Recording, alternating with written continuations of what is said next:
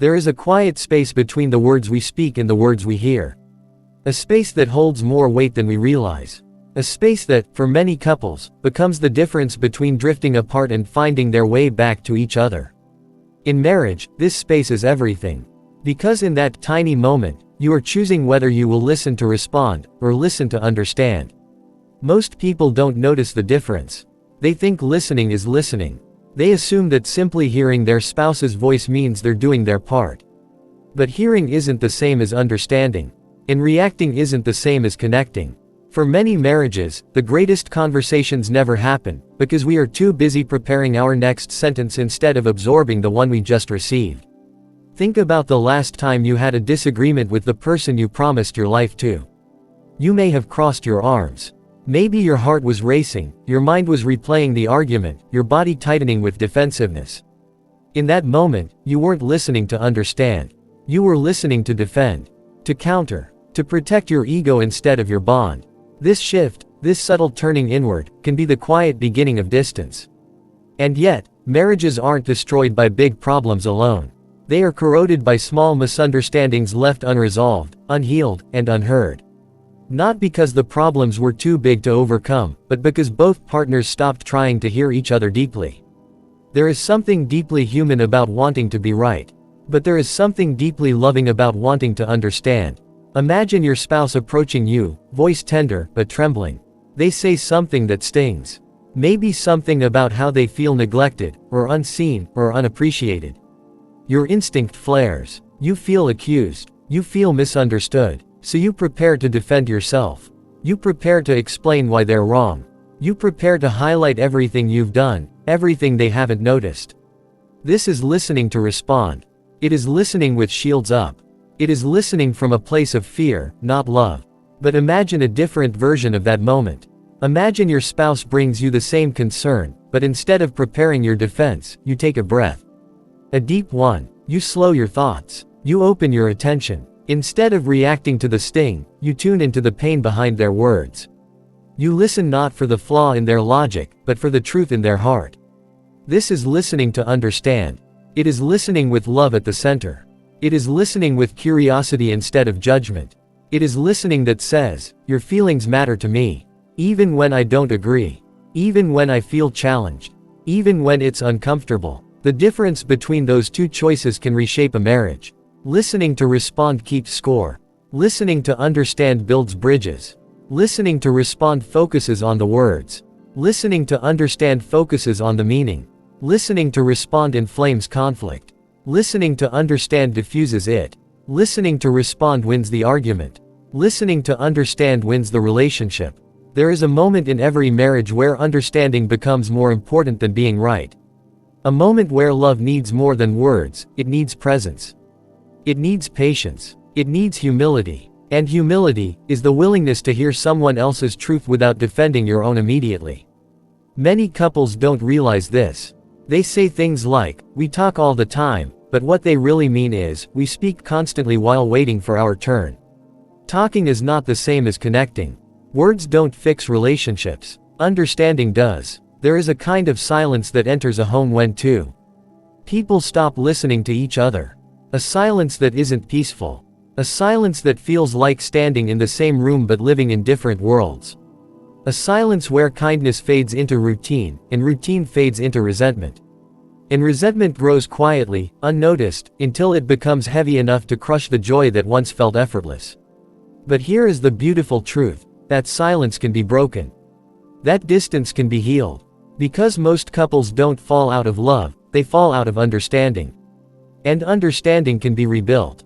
Sometimes the greatest gift you can give your spouse is not an answer. Not a solution. Not a defense. But a pause. A breath. A moment where you let them be fully heard.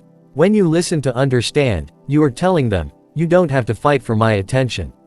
You already have it. This is the kind of listening that transforms arguments into conversations. It transforms accusations into honesty.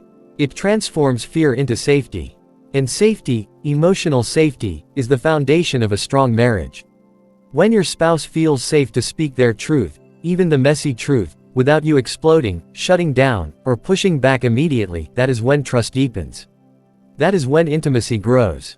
That is when you stop living beside each other and start living with each other again. Listening to understand is an act of love. But it is also an act of courage. Because it requires you to quiet your ego. To set aside your defenses. To let go of the need to win. It requires vulnerability. And vulnerability can be terrifying. But vulnerability is also the birthplace of connection. Think about the early days of your relationship. You asked questions. You listened with your whole heart. You didn't assume. You didn't judge immediately. You were curious. You were open. You wanted to know their inner world. You wanted to understand who they were. And that deep listening created the bond you now fight to protect. But with time, familiarity tricks us. It whispers, you already know everything about them. But the truth is, you don't. People grow. People change. People carry hidden battles and silent needs. And your spouse, no matter how long you've been together, still needs to feel understood by you. Listening to understand means seeing your spouse not as the version you've known for years, but as the person standing right in front of you now. It means asking yourself, what are they really trying to tell me? What are they feeling beneath the words? What pain is this coming from?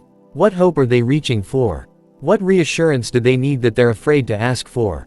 It means realizing that sometimes the conversation isn't about the conversation. Sometimes, you never help around the house, really means, I feel alone in the responsibilities. Sometimes, you don't listen to me, really means, I'm afraid my needs don't matter to you. Sometimes, you never have time for me, really means, I miss the way we used to connect. When you listen only to respond, you only hear the surface level frustration. But when you listen to understand, you hear the heart beneath it. And hearing your spouse's heart is one of the most powerful ways to show love. It's easy to love during calm moments, when everything's okay. But marriages are strengthened not in the peaceful moments, but in the ones where patience is tested, where emotions run high, where misunderstanding threatens to pull you apart. In those moments, understanding becomes an anchor. It grounds you. It reminds you that you are not opponents. You are partners. On the same team. Fighting not each other, but the problem in front of you. When couples master this shift, from defending themselves to understanding each other, they rediscover the softness. In their relationship, they rediscover admiration. They rediscover gratitude. They rediscover the tenderness that often gets lost in the chaos of daily life. And this shift begins with one simple, powerful choice, to listen without interrupting. To listen without planning your comeback. To listen long enough to actually absorb the emotion behind the words. Try it the next time conflict rises. Try pausing, breathing, slowing down. Look at your spouse and remind yourself, this is the person I love. Not the person I need to beat. Ask them, gently, help me understand what you're feeling. You might be surprised how quickly walls fall when understanding enters the room. You might be surprised how much healing can begin when both partners feel seen. You might be surprised how arguments shrink when empathy grows. Marriage takes work, but more than work, it takes willingness. Willingness to listen, willingness to soften, willingness to learn, willingness to adjust, willingness to stay curious about each other. Listening to understand is one of the simplest, yet most transformative habits you can build in your marriage. It costs nothing, but it gives everything. It builds connection. It builds trust. It builds emotional intimacy. It builds a home where both partners feel safe to express themselves fully. A home where communication becomes a bridge, not a battlefield. There will be times when you fall short. Times when your emotions are too loud. Times when stress makes you impatient. Times when you snap, interrupt, or shut down.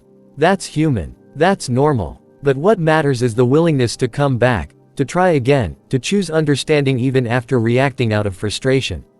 Apologizing is easier when both partners know the intention behind the mistake. Forgiving is easier when both partners feel valued and heard. Healing is easier when both partners know the relationship comes before the argument.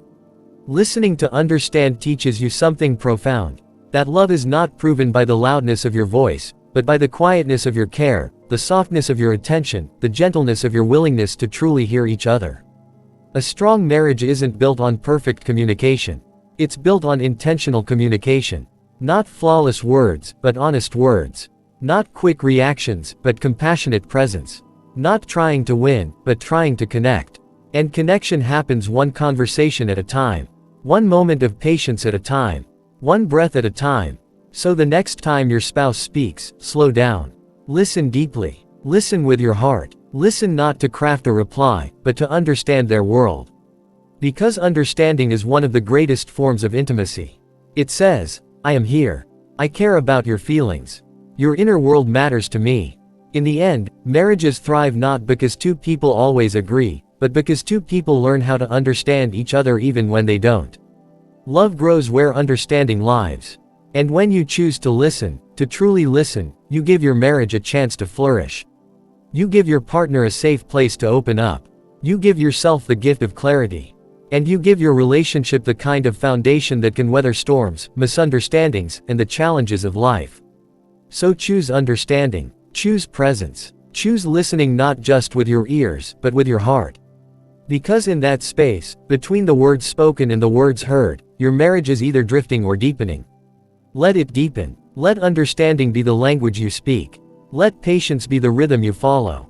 Let love be the reason you choose to listen differently. And every time you do, your marriage becomes stronger, softer, wiser, and more beautiful than before.